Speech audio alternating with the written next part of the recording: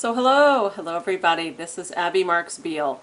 I am America's #1 speed reading expert and someone who believes that learning to read is one of the most important things that we can do. Not just learning how to read, but it's more learning how to read to learn.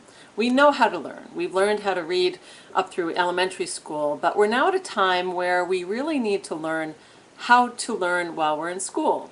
So I'm really happy to share with you some of the things that I think you'll find useful for reading in college. And I just want to give you a little personal background, and that is that I used to hate to read. I grew up thinking, reading was something I was read to, and I did read, and I read fairly well, but I felt I was very slow as a reader. And when I went to college, I went 4 years to Boston University, I really did not like at all reading, and so I hardly read when I was in college. Anything that was required was barely read, and anything that was oh, you should read this for extra was never a possibility at all. So I want to share with you the things that I've learned since college. So I went through 4 years of college without any training at all, and I learned through my own experiences with a company that trained me to teach kids in private schools how to be a smart reader, how to find information quickly, and also just some really very smart ideas in how to be a much better learner. And when you go to college, it's a whole different ball of wax. For anyone here who's listening who's currently in high school, if you think you had a lot to read in high school, you have no idea what you're about to get into when you're in college. And you will find out, and you may come back to this webinar and go, oh yeah, I remember now, Abby was talking about these things. So I want to help you overcome what I call the 3 major challenges that I think all college students face, and really anybody who's in a learning environment, that I think these might be useful. So please have a piece of paper handy. I think it's a great idea to do that. I think you'll also find that there'll be some ideas that I provide to you are useful to you. Other things you're going to find not as useful, and so I just would like for you to have a place to keep the things that I'm about to share.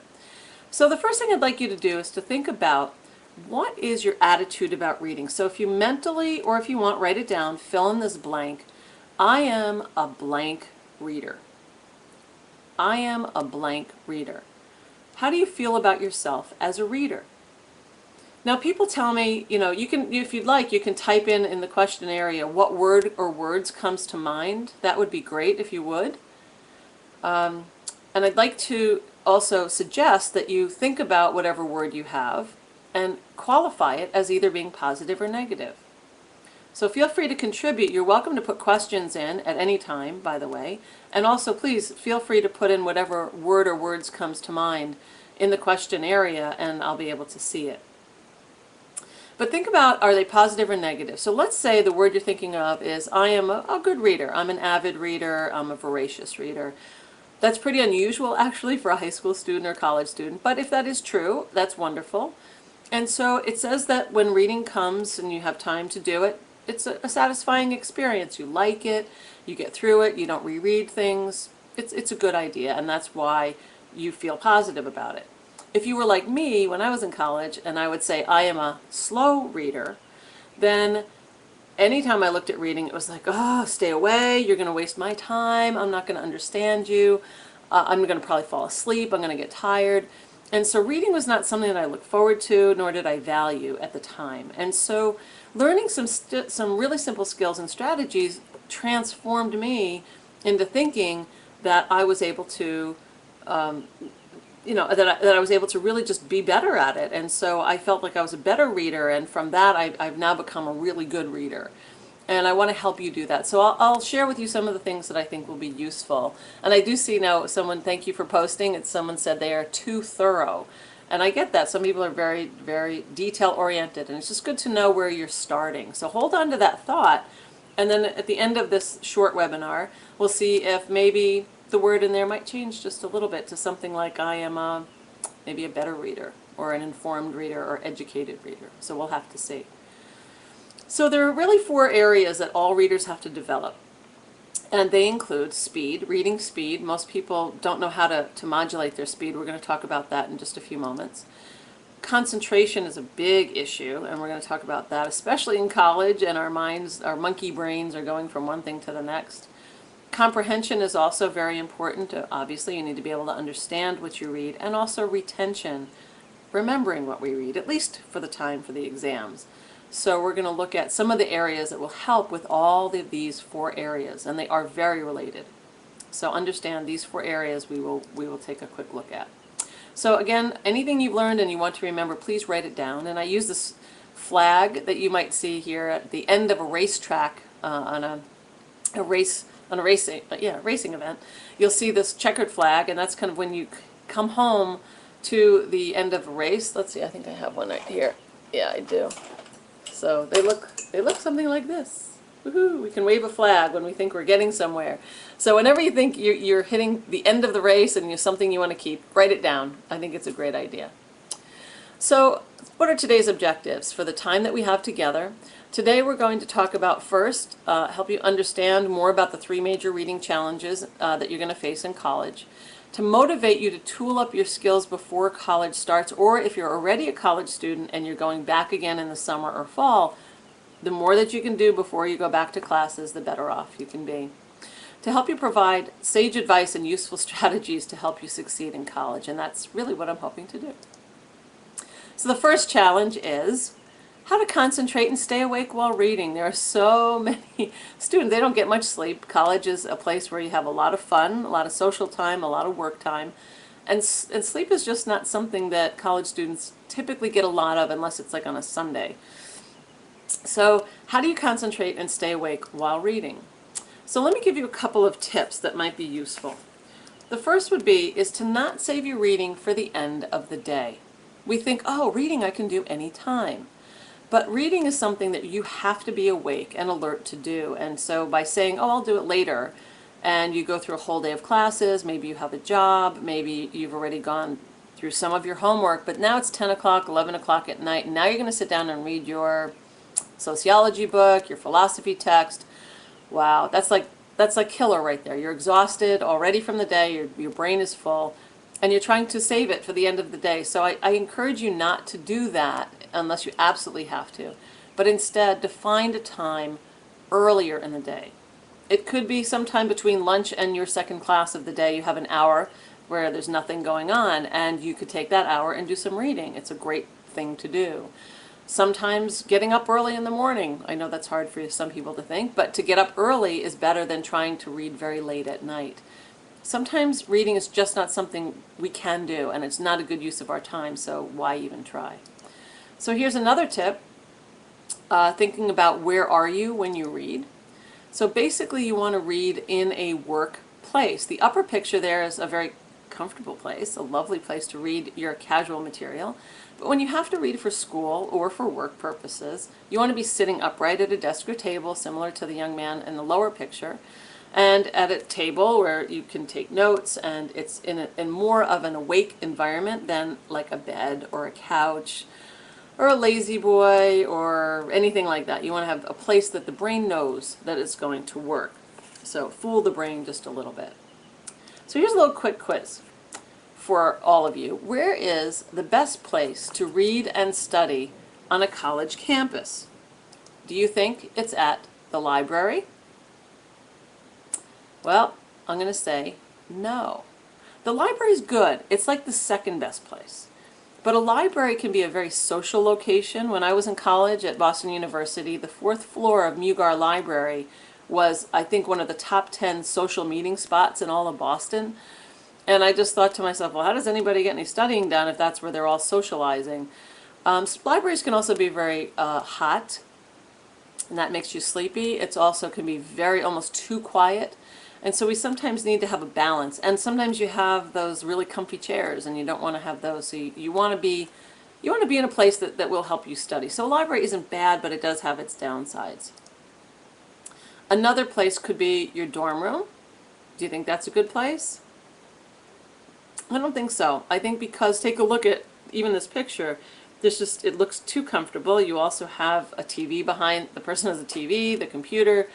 There probably are other people around who come in and chat, and there's just too much distraction, and it's also a very comfortable place. So your dorm room is like the place maybe to review for a test at the most, but not to do some serious work. So no is the answer to that. An empty classroom, is that a good place to study? And of course, I'm going to say yes. An empty classroom is a place that your brain knows you learn.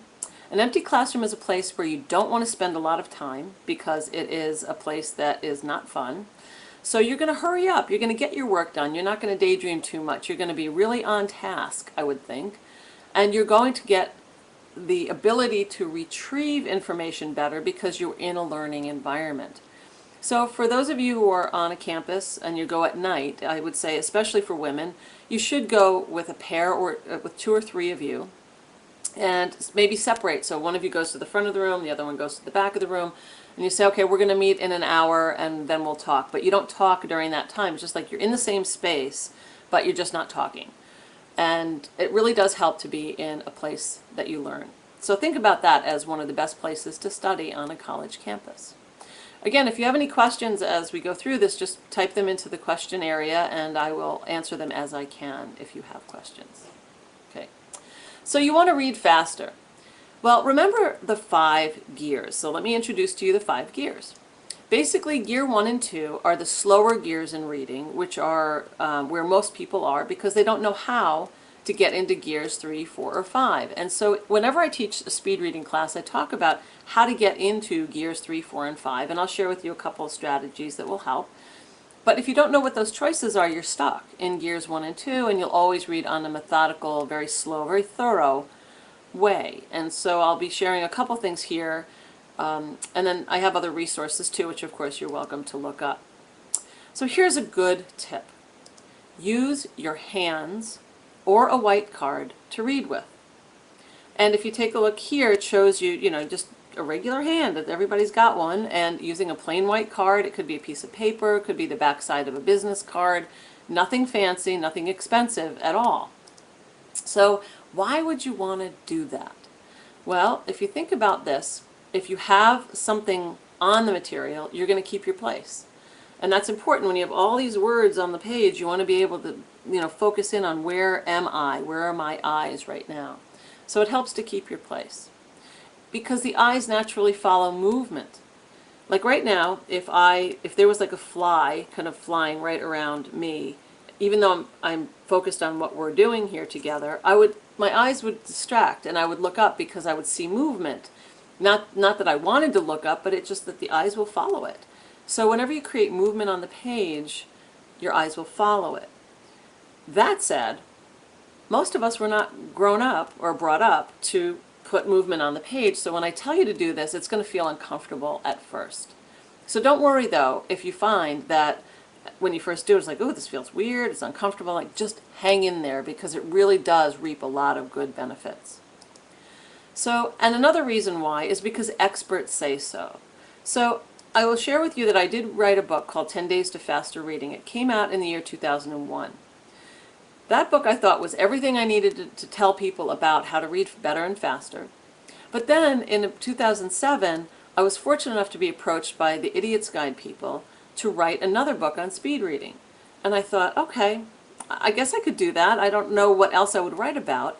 So what I did was I decided to look up all the books, to reread all the books I have on speed reading in my office. I have about 30 different books. And I reread all the books on speed reading and found that there's a lot of commonality between what I teach and what they're talking about. But the one thing that they all talked about, every single one of these books, was about using your hands or a card to read with. And so when I read that, it was like, I really had to solidify why using your hands or card is really, really important. Not only had I been teaching it for years, but to add into it and say, we really do need to emphasize this. And so understand that this is something that everyone has talked about. Not many people do, but I want to share with you why. And I do it all the time. I read with my hands or a card. So let me share with you my favorite method. This is called the white card method. So basically you just take a white card, and like I have a blank here, a blank white business card on the back end here. And how would you do this? Well, a lot of people would want to put this right underneath all of the lines that they're reading. And this is great for new readers because you're leaving exposed the words that you've read, so you can go back and regress over them to make sure that you understood it, to reread it. but you're also blocking where you're going. If you think about it, your eyes can't move forward until you move that card. So this is not what I say. Oops, let me go back. So I think, no, it didn't show it. My bad. Well, I'm going to go back. There should be an X that goes through that says, no, that's not what you want to do. Okay? So with that said, this is not the way you would do it. Instead, what you want to do is you want the card to go on top of where you're reading. So if you see this card, I just put those arrows there to show you the direction of where you would go. You wouldn't need to put arrows there. But basically, you're covering where you're going and leaving open, not covering. You're leaving open where you're going and covering where you've been. And it works really well because you have to sit up at a desk or table to do it. You can't balance it on your lap. You can't read in bed this way.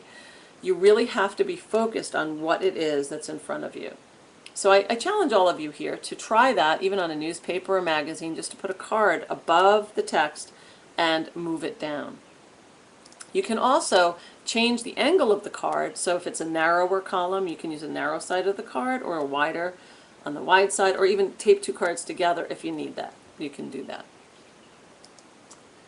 So here's another tip. To tool up your skills, take a speed reading class or read a book about it. There are lots of courses, either online, there are books out there. I personally have my own stuff that's out there. I even have an audio book. I'm finishing up an audio version of my book, 10 Days to Faster Reading, so if you don't want to read about it, you'll be able to at least listen to what's involved in the process. But you do need to get experience with it, in addition to this program. So I do think it's certainly something that you would want to do. All right, so let's see what comes up next. All right, I'm going to show this to you, and I don't think that it's big enough for people to see. I wanted to run like a 1-minute timing with folks so that you would be able to read it and we'd figure out words per minute, but I don't think that's going to work, unfortunately. So instead, what I'm going to just do is I'll just explain, in effect, what people find, what their reading speed is, and what it means. Now, if you are what's called a talker, let's go back. So if you're a talker, meaning you're at the lower level of reading speed, at 150 words per minute, what this means is you read word for word, you sound out every word pretty much that you see. You sound it out either physically with your lips or inside of your head you hear it. And you really have a hard time if you don't hear everything. So talkers are very slow because a person talks an average of 100 to 150 words a minute. So if you're reading at the speed that even like I'm talking, it's not fast enough, especially for college. And it also encourages daydreaming. So here's a couple tips. If you know that you read word for word and you know that you hear this voice in your head consistently, here are some tips. The first one is, if you move your lips, put your finger over your lips while you read, press really hard, because what you want to be able to do is to stop the mouth from even mouthing the words, and you don't want the ears to hear. So in effect, you want to be deaf and mute when you read, so that your eyes will pick up the information and it goes straight back to the brain. You don't want it to go eyes to mouth to ears to brain. That's the circuitous route. You want to go eyes to brain. Be reassured that if you do read word for word, you're not alone.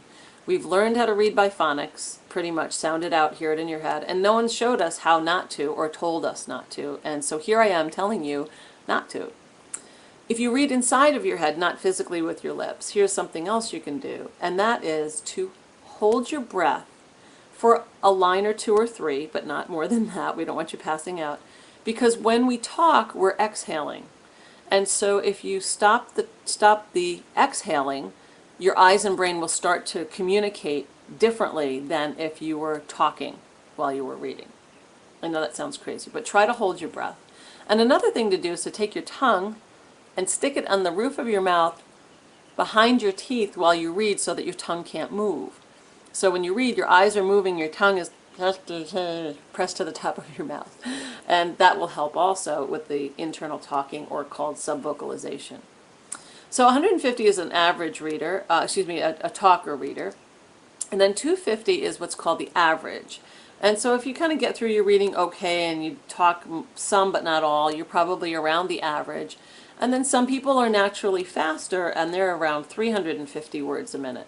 And so 350 word per minute people are what I consider to be talkers, thinkers, my goodness today. They're thinkers, and what thinkers do is they don't sound out every single words like talkers do, but if there's a sentence with 10, let's say 12 words in it, they have found a way to group like 2 or 3 words together into what's called a phrase, and they read one phrase, then the next phrase, then another phrase, and so they grab thought groups, and that's how they're able to get through the information. And that's just a natural thing that they figured out. Some people know how and some people don't. So in my classes, when people come in, we do this initial evaluation. You get to see what your reading speed and comprehension is, and then we say, that's your baseline, let's work with it. And some people are faster than 350, but they still can benefit from taking a course. They double it, they triple their speed, and they learn some strategies as well. So those are just some numbers that I thought you would like to see. Okay, if you look at this too, this shows just the differences between someone who reads at 150 to 250 to 350 words a minute in this big chart, that if you add 100 words per minute or 200 words per minute to what you read, you're going to be able to read more in less time. This was just a study done for those who need to know the statistics. It's readers that read at these different speeds, 150, 250, and 350.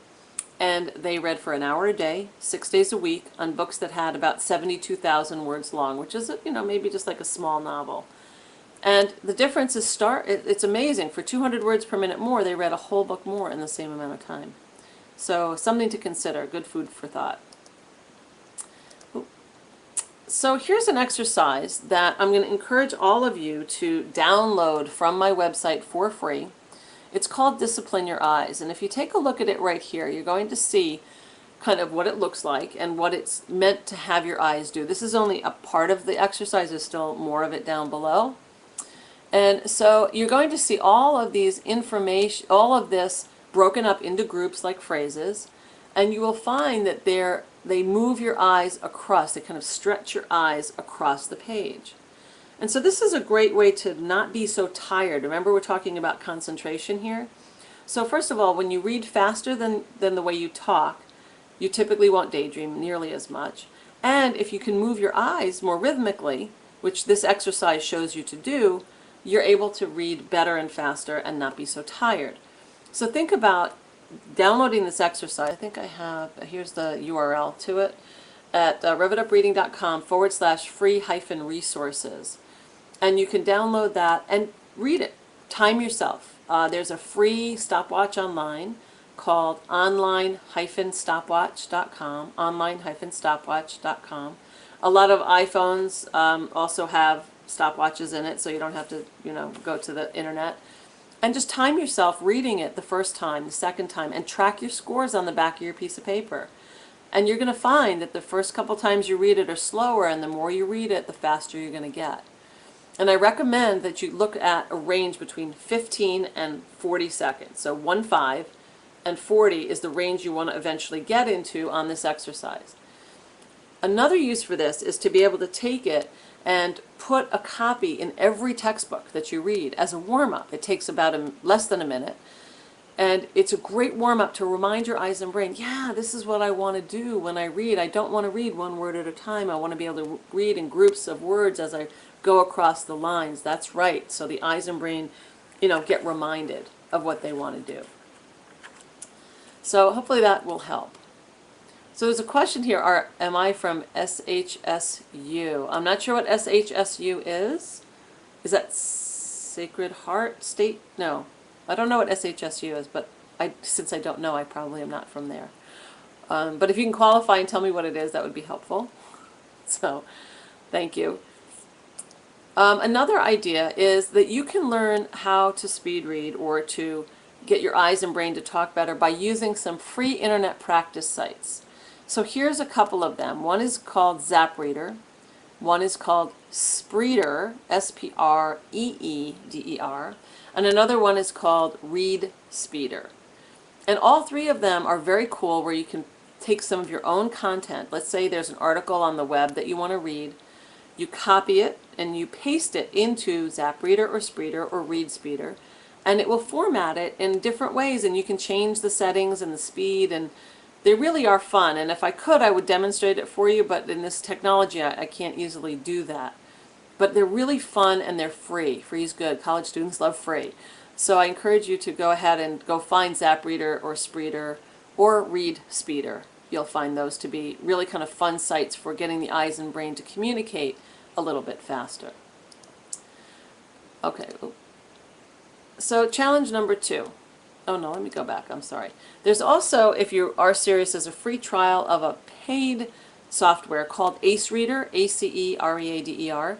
And you can get this, go to acereader.com and check it out. And then if you like it, you can get it as a really dynamic way to test your reading through peripheral vision exercises and fun things to do. So Ace Reader is one of my preferred softwares for those of you who want to really work with software this summer.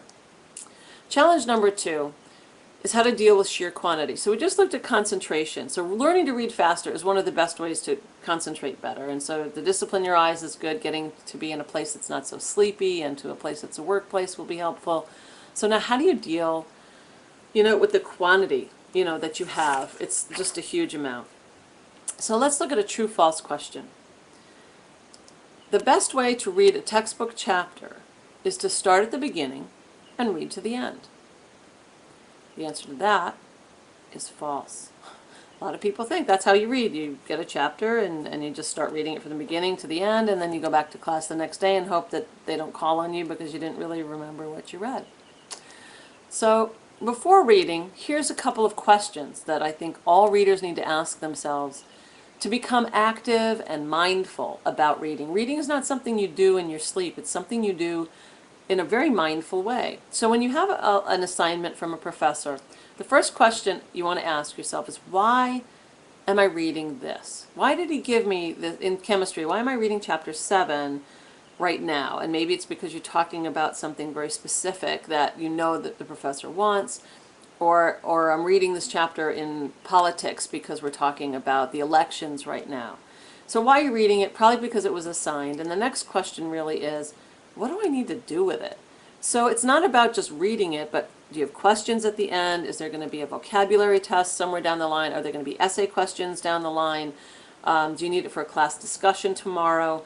What do you need to do with it? So that you really focus on the objective of that chapter instead of just like, oh, here it is, I better just read every word. But let me be really strategic about where I go and what I do. Okay. The next would be, the last question that you want to ask is, how much time do you have? So as a college student, you're usually lucky where you have classes Monday, Wednesday, Friday, or Tuesday, Thursday. And so you'll have reading assignments, let's say on a Monday, that might be due on a Wednesday or a Friday.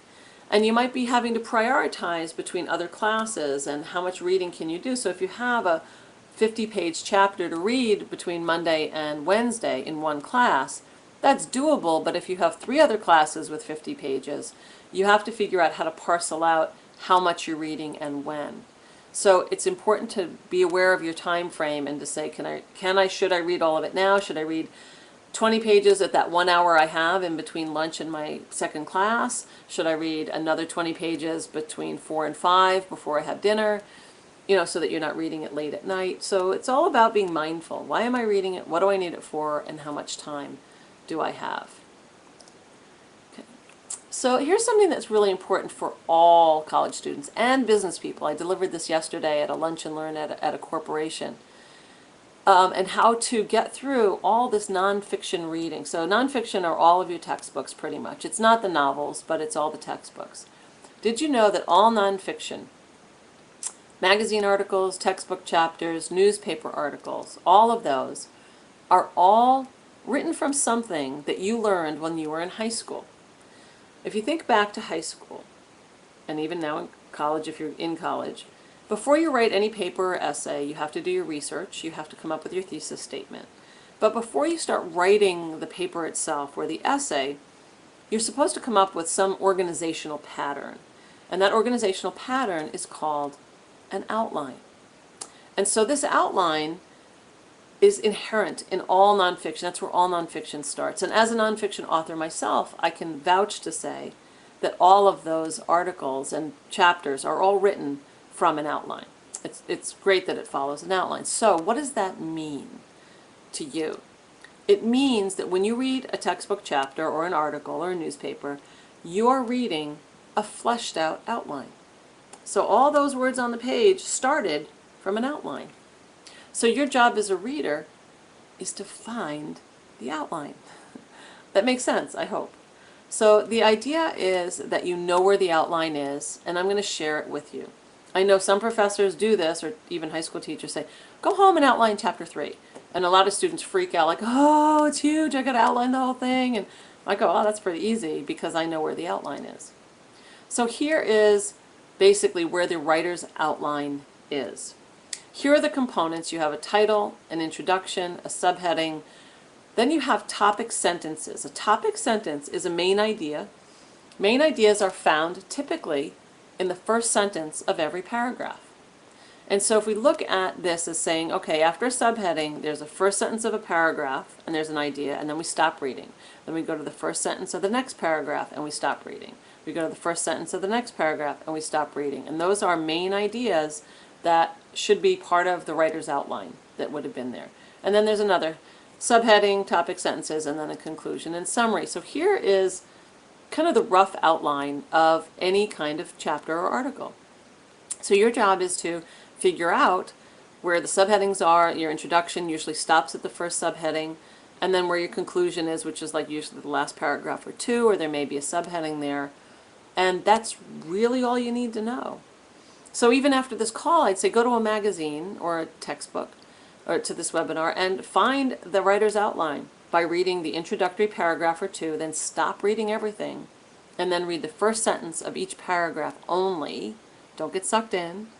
Or if you feel like that sentence is going on like 4 lines, you only need to read like 2 and go, okay, I got it. I got where this is going. Let me go to the next. And you're going to find like, wow, I get a lot of information here, without wasting time. And so here's another way to look at it. It's kind of like in whatever town you live in. Let's say you've never been there before, and someone new comes into town. You could say, okay, here, why don't you go walk around town for a while? We'll meet up later. And so the person goes out and they start walking around town, but there's a lot to see in town, and they don't know where the main landmarks are, like the fire station and the hospital and the schools and town hall. They don't know where any of that is, and it'll take them a long time to find it. So here, by finding the writer's outline, imagine that you're a helicopter, and now you're going up in this helicopter like 10,000 feet right over this whole town. And so as a helicopter, you now see, oh, over there, I see, that's where the fire station is. Oh, that's where the town hall is. Oh, that's where the hospital is. Oh, that's where the school is, the elementary and the high school. Oh, I see it now. So that 5-minute overview that you get in the helicopter is huge for when you come down to the ground and now you start investigating town, because you now have a lay of the land. So the way that you use this is really 3 different ways. The way you use the writer's outline, the first is as a weeding, I'm not lisping, a weeding tool. It weeds out information that you don't need. Great for doing research, because there's so much information when you do research. Just saying, okay, let me read the first sentences of paragraphs and see if this is going to meet my objective of what I need. It can also be used to introduce you. Should be. It's not going. Why is it not going? Okay, let's try this. Okay, there we go. It kind of got locked up on me here. Okay, hello. All right, having trouble getting it there. So as I'm trying to click on this, I'm just going to sending something in here, I think. Hold on just a moment. I don't know why that is. Let's see if we can move along. That's interesting. All right, so it goes as a weeding tool. Then we use it as an introduction. It does do that. It does for an introduction, meaning just like I showed you, like an introduction to your town, kind of like the helicopter view. You want to be able to get a view of what's going on. And then you want to be able to use it as, let me go previous, and then I'll go next. There we go. Another way to use it as is a preview, or in this case, forgetting the P, you want to take out the P and put in review. So if you think about this as an introductory tool, then when it comes time to studying for an exam, you don't want to reread that whole chapter. You know, you probably have 5 chapters for your exam. What you want to be able to do is you want to be able to say, okay, I just want to review these 5 chapters by reading first sentences of paragraphs to see what do I know, what do I still need to know. So hopefully that will be helpful to you to understand. So let me know as we go through this if you have any questions about this writer's outline. So use it for weeding, for introduction, and also to review the material. This will save you, I think, quite a bit. Oh, there it is. There, takes out the P. All right, let's see. Let's go to the next. Challenge 3. How to remember what you read. You have so much to read. How do you remember it all? Not easy to do, but as a college student, there's a couple of ideas I want to share with you. So one of them is, if this was all that you needed to highlight, let's say highlighting is something a lot of college students do. They like to color a lot, and this is what they might do. They might say, oh, this is all important, I want to highlight it, and they say, oh, it keeps me awake to highlight. That's all well and good, but then you go back to it and go, why did I highlight that in the first place? I don't know. It's not all that important. So what's even more important to highlight instead of everything is something called keywords or phrases. So this is what, in effect, this whole paragraph, what's the essence of this whole paragraph, which is the real purpose of the inbox is to physically separate items haven't looked at, those have. Those are keywords. And then to leave them in the inbox until you're prepared to do something. And so that is what a good highlighted paragraph might look like. If you're highlighting more than, let's say 25%, 30% of a page, you're highlighting too much. You're just using the highlighter as a coloring tool. So you want to avoid coloring with the highlighter. So be very efficient with it. Only highlight, even think of, 4 sentences of paragraphs and the keywords in it, not the whole sentence, but just the keywords will be very helpful to you. And not every paragraph you need to highlight. So here's a suggestion, which is to read through a whole page or a whole section of a chapter before you highlight anything. Because after you highlight, you'll be able to know what's most important. So I recommend that you do that. All right, so moving on, I don't see questions yet.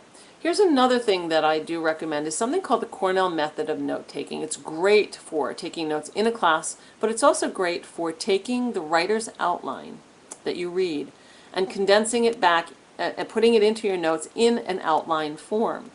And so this shows you that there's like a 3-inch margin on one side and how it works, and then there is a body of notes that's on the right-hand side. And so you're going to find that there's a lot of information that you can get by putting the main ideas on the left and the detail on the right. So let's see if this comes through. So there you go. Main ideas go on the left of the page, 3 inches. Details go on the right. You'd put a subheading on the left and the section details, any details, bullet points that you find on the right.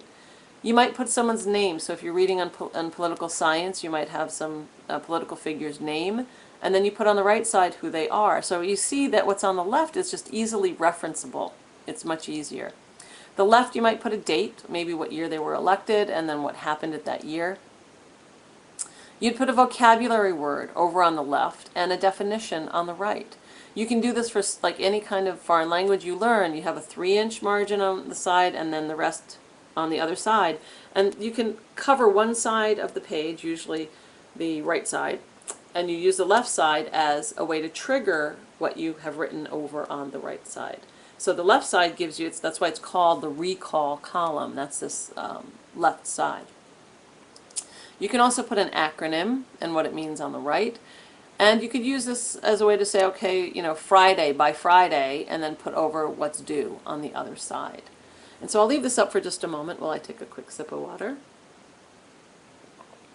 You can also Google the Cornell Method of note-taking. I think you'll find a lot of great suggestions there on how to take notes.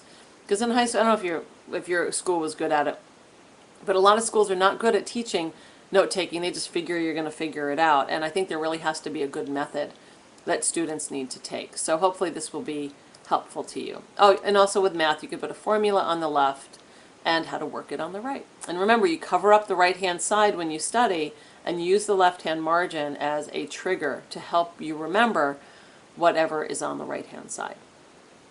So again, let me know if you have any questions, and be happy to answer it. We're coming closer to the end of the presentation, and I want to know if I can be of help to you. So I'm going to keep going for now, but please think about putting questions in your question box. So here's another quick recap. Another one, how to stay awake, how to concentrate and stay awake while reading. So remember, we talked about discipline your eyes, putting yourself into a work environment, maybe studying in an empty classroom. Learning how to read faster will also keep your concentration. And one thing I didn't say, which I want to mention now, is that when you read at about 150 words a minute, you have room to daydream. The brain thinks about 400 words a minute. That's the speed it goes. So it's like if you have a dream at night and you try to tell somebody what you dreamed, you can't give them every single detail because there's no way you can vocalize the pictures that you saw in your mind. So if you go from 150 to 400, that's 250 words per minute the brain needs activity in. And that's why you daydream when people talk. That's why you daydream when you read. And so the faster you go, the more you close that gap from 150 to 400, then the less you're going to daydream. It doesn't mean you'll never daydream. Daydreaming is a human thing. We do it. But we want to learn how to do it less. The next is to deal with the sheer quantity. And so by being able to use the method that I shared with you that I think you'll find useful, which is this preview method or cheat reading method, which is the outline. Hopefully that's helpful to you so that you can find the writer's outline. And then how to remember what you read by being really good about taking good notes that you can refer back to. So highlighting just keywords and phrases, using that Cornell method with the left side are the main ideas, the right side are details.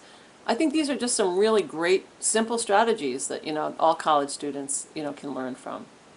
So given all those three things, think about what word now goes in the blank of what we just talked about. So I am a blank reader. So I hope you think like I'm an educated reader a little bit, a little more informed reader, or maybe even a better reader, perhaps. So I'd love for you to think about what your words are.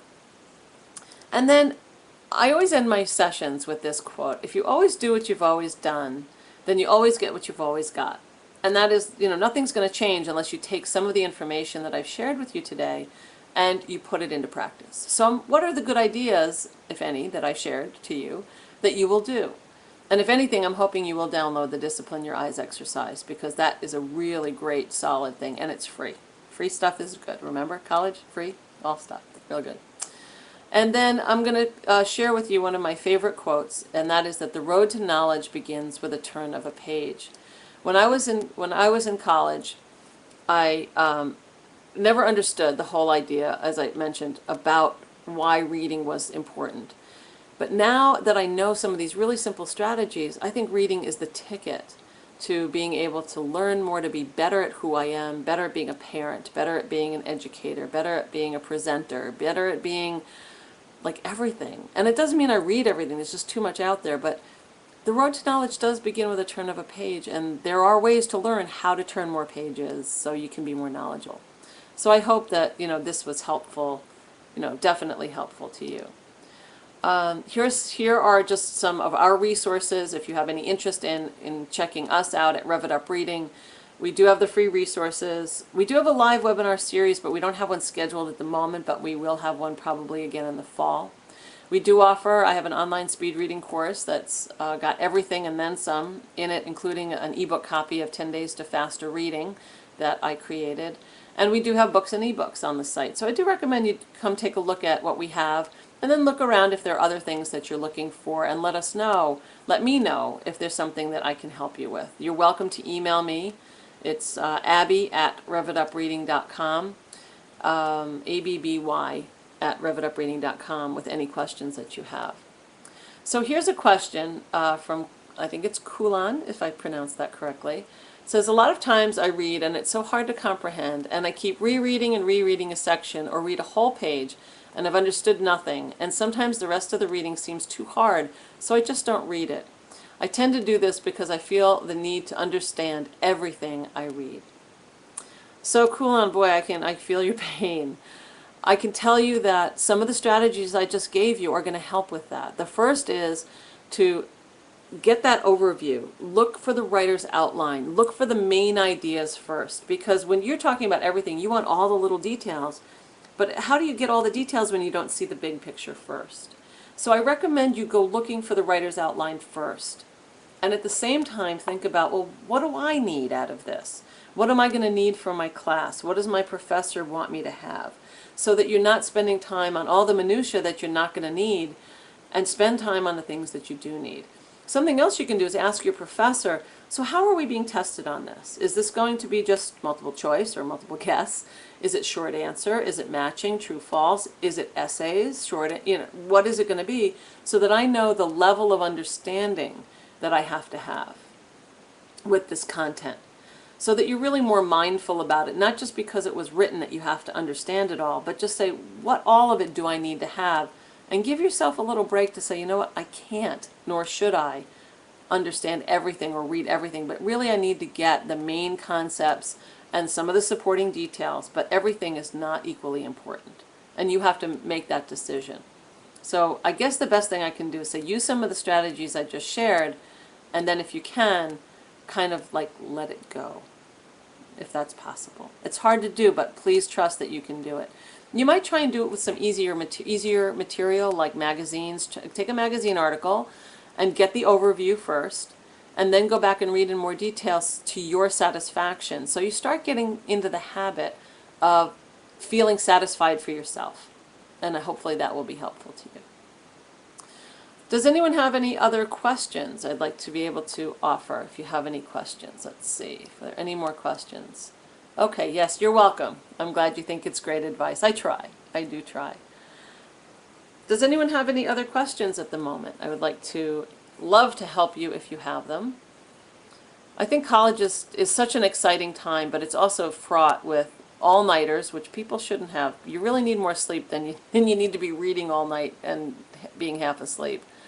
And that reading is something that will challenge you, but it's also the way that you're going to get to be a better person in so many different ways. So I'm hoping that through this and many other experiences you have around reading, that you find a way to make it a very satisfying experience.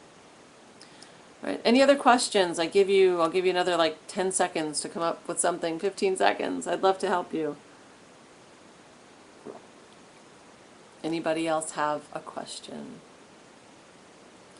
All right, well, remember, you can email me, abby@revitupreading.com, R-E-V-I-T-U-P, reading.com. Be happy to answer any questions you have. I wish you all the best with the end of your school year this year and the start of next year and every year after that. So take care, and thanks so much for listening and your time. Bye-bye.